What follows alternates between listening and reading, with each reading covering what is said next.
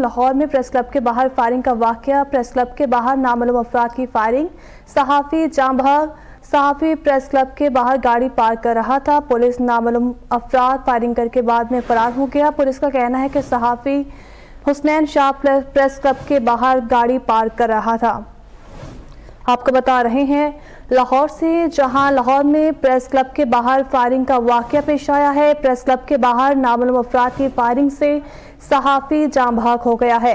सहाफ़ी press club के बाहर गाड़ी पार्क कर रहा था। पुलिस के मुताबिक नामालूम अफराद फायरिंग करके बाद में फरार हो गया है। इसके बारे में मज़ीद जानने के लिए हमारे साथ मौजूद हैं नुमाइंदा 7 न्यूज़ मलिक मुश्ताक। जी मालिक मुश्ताक, बताएगा। जी बिल्कुल, नहायत अफसोसनाक वाकया यहाँ पर पेश आया है कि हुसनैन शाह नामी सहाफ़ी जो कि कैपिटल टीवी के क्राइम रिपोर्टर थे, वो लाहौर प्रेस क्लब पहुंचे और अपनी गाड़ी जो है वो पार्क कर रहे थे कि दो नामालूम मोटरसाइकिल सवारों ने उन पर फायरिंग कर दी।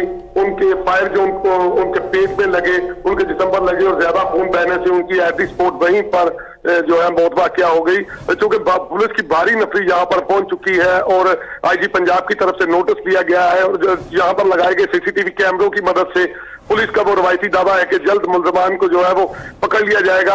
आपको बताते चलूं कि लाहौर प्रेस क्लब के बाहर काफी ज्यादा सहाफी बरादरी के लोग भी इकट्ठे हो गए हैं और क्राइम रिपोर्टर भी तमाम यहाँ पर पहुंच रहे हैं। चूंकि हुसनैन शाह की डेड बॉडी को फौरी तौर पर मेयो अस्पताल ईबी की एम्बुलेंस के जरिए ले जाया जा रहा है और डॉक्टरों ने चूंकि तस्दीक कर दी है कि हुसनैन शाह की मौत जो है वो गोली लगने की वजह से उसी वक्त मौत वाकया हो गई थी। चूंकि अब यहाँ पर काफी ज्यादा रश है और पुलिस की भारी नफरी यहाँ पर मौजूद है और पुलिस का यह दावा है कि जो भी मोटरसाइकिल सवार थे उनको सीसीटीवी कैमरों के जरिए जल्द पकड़ लिया जाएगा। सेफ सिटी के कैमरों की मदद से मुलजमान को ट्रेस किया जाने लगा है। डीआईजी की तरफ से ये आर्डर जारी किए गए हैं और तमाम प्रेस क्लब के नजदीक जो लगाए गए सीसीटीवी कैमरे हैं उनकी वीडियो पुलिस निकलवाना शुरू कर दी है पुलिस ने। जी ठीक है, मलिक मुश्ताक हमें अपडेट कर रहे थे, आपका बहुत शुक्रिया।